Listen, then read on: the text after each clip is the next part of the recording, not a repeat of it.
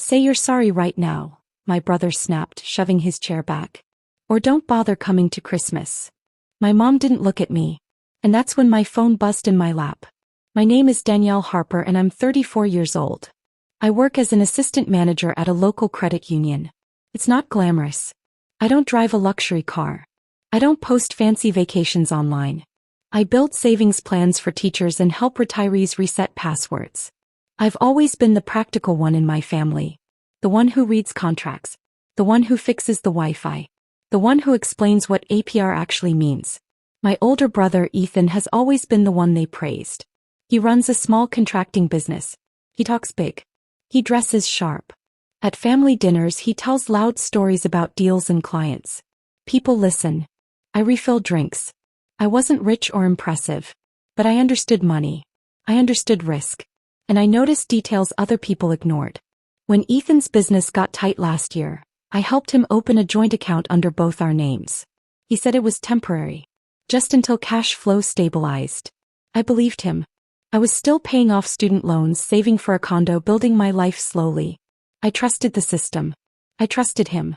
I never thought the man threatening to ban me from Christmas would be the same one tied to the alert glowing on my screen. If you've ever been the responsible one in your family, the one everyone leans on but never celebrates, hit subscribe. Tell me in the comments if you've ever been blamed for something you didn't do. And if you felt underestimated, click hype. Let's get into it. That Sunday, the smell of roast chicken and burnt rosemary filled my parents' kitchen. The oven hummed. Plates clinked. It should have felt warm. It didn't. Halfway through dinner, Ethan cleared his throat. So, funny thing happened today, he said, too casual. No one noticed the tension in his jaw except me. My card declined at the supply store, he continued. Turns out someone froze the account. My dad looked at me. Danielle. I didn't freeze anything, I said. My voice stayed steady. I was careful with my tone. Ethan laughed, sharp and loud. Come on. You've always hated how well I'm doing. That's not true. You're jealous, he shot back. You've always been jealous. My mom sighed the way she does when she wants quiet more than truth. Just apologize. Keep the peace. For what? I asked. Ethan leaned forward, eyes hard. Apologize or you're banned from Christmas. I mean it. The room went still. Even my little cousin stopped chewing. Heat rushed up my neck. Then my phone buzzed against my thigh. I glanced down. Fraud alert. Joint account. Large withdrawal flagged. I felt my stomach drop. The preview showed an amount that made no sense. I hadn't logged into that account in months. Ethan kept talking. She's always messing with things she doesn't understand. I barely heard him. I opened the notification under the table. The withdrawal was not new. It was one of many. Transfers had been happening for months. Large ones. Repeated. The balance was almost gone. In that moment I understood something cold and clear. This wasn't about a frozen card. This was about missing money. After that night the family group chat went silent. I would send a simple message like asking what time Christmas dinner would be and no one would respond. Later my cousin texted me privately. We're doing Secret Santa without you this year. It's just less drama. Less drama. My aunt sent me another message. Maybe just apologize. It's easier. Easier for who? A week later at my cousin's birthday party, Ethan made a joke loud enough for everyone to hear. Danielle thinks she's the family banker, he said, raising his glass. Careful, she'll lock your card if you annoy her. A few people laughed. The sound was thin and awkward. I forced a smile. I didn't lock anything. He shrugged. Sure. I could feel eyes on me. Measuring. Judging. I wanted to shout. Instead I went home and opened my laptop. Then came the manipulation. My mom called late one night. I could hear the television in the background. Your brother is stressed, she said. His business is struggling. Why are you making it worse? Have you seen the statements? I asked. He told us you mishandled the account. I closed my eyes. Mom, the transfers are real.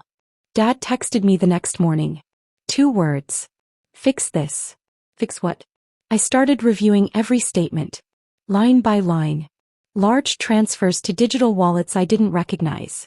Personal expenses mixed into business charges. Vacation rentals. Electronics. Cash withdrawals.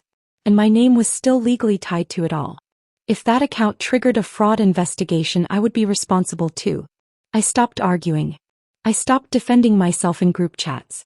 Instead, I documented everything. What they didn't know was that I save everything. Every email. Every text. Every notification. It's a habit from work. At the credit union, details matter. One missed alert can cost someone their savings. I downloaded 6 months of statements. Then 9. I created folders.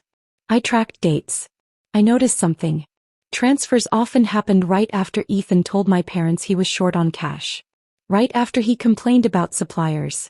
Once, months ago, he had asked for my login. Just in case, he said. I refused. That memory sat heavy in my mind. At work, I had completed advanced fraud detection training. Most people thought it was boring. I loved it. Patterns tell stories. Numbers leave footprints. The digital wallets were linked to an email that looked familiar. I wasn't going to scream at dinner. I wasn't going to cry in front of them again. I was going to let the numbers speak. And I knew exactly where to take them. I called my former supervisor, Mr. Reynolds. He had been in compliance for 20 years. Careful. We met in his small office that smelled faintly of coffee and paper. I laid everything out. He listened without interrupting. Then he said, Danielle, this isn't just messy. This could become legal. I know. He adjusted his glasses. You need to protect yourself first. He helped me interpret the digital wallet transfers. He flagged possible misuse. He showed me how to draft a formal letter removing myself from liability. Meanwhile, Ethan grew louder in the family chat. She's overreacting, he wrote. She always thinks she's smarter than everyone. My parents planned a pre-Christmas dinner to clear the air. They expected an apology. Ethan texted me privately. Bring your apology. I stared at the screen for a long moment. I'll bring something, I replied. The night of the dinner, the living room was lit with soft white lights from the tree. The clock ticked loudly against the wall. That sound was the only thing louder than my heartbeat. Dad folded his hands. Let's settle this. Danielle. Ethan crossed his arms. Go ahead. Say it. I placed a thick folder on the coffee table. The paper made a dull thud. I'm not apologizing, I said. My voice was steady. I'm resigning from the account. Silence. I handed out copies of the statements. Yellow highlights marked each transfer. These digital wallet transfers are tied to your email, Ethan, I said. He laughed, but it sounded forced. That's business. Then why are they labeled personal? I asked. Vacation rental. Electronics. Cash withdrawals. Mom's voice trembled. Ethan. Kept going. Clear. If this account goes negative or triggers a fraud investigation, I'm legally responsible too. Right then, Mr. Reynolds stepped in from the hallway. I had invited him as a financial advisor. He spoke evenly. There are compliance risks here. Serious ones. Ethan's face drained of color. You brought an outsider? I met his eyes. You made me an outsider first. Dad flipped through the papers. His hands shook. Ethan, is this true? Ethan tried one last time. She's trying to ruin me. No, I said quietly. I'm refusing to let you ruin me. For the first time, my parents looked at him with doubt. Real doubt. The humiliation shifted. It landed where it belonged. The next week, I officially removed my name from the account. Signed documents. Certified mail. Clean break. Ethan stopped calling me jealous. He stopped calling at all. My parents were distant at first. Then quiet. Then slowly apologetic in small ways. A text asking how work was. A card in the mail. On Christmas morning, I did not go to their house. I made breakfast with friends instead. We laughed. We exchanged small, thoughtful gifts. No tension. No threats. I learned something simple and powerful. Peace is not earned by apologizing for things you didn't do. It's earned by protecting your boundaries. I'm still not the flashy one. I do not tell loud stories at dinner tables. But I sleep at night without fear. And that is worth more than being invited to any Christmas. If your family ever blamed you for financial problems that were not yours, you know how heavy that feels. Have you ever been pressured to apologize just to keep the peace? Share your story in the comments. Subscribe if you have had to protect yourself from unfair blame. Click hype to help this story reach others who need it. Did this story hit home? Let me know by liking the video and sharing your thoughts in the comments. Click hype to help this story find others who have felt the same way. Your support makes a huge difference.